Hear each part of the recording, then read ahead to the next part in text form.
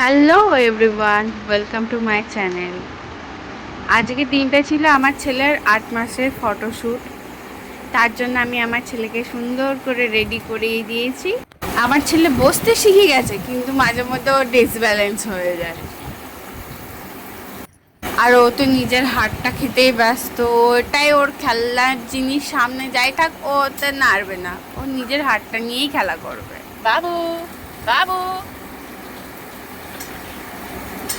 ডেকোরেশনটা কেমন হয়েছে নিশ্চয়ই জানাবেন। একটু লেবু আর গাজর দিয়ে একটু প্ল্যান করে এটা নর্মালের ওপরে সুন্দর করে সাজানোর চেষ্টা করেছিলাম।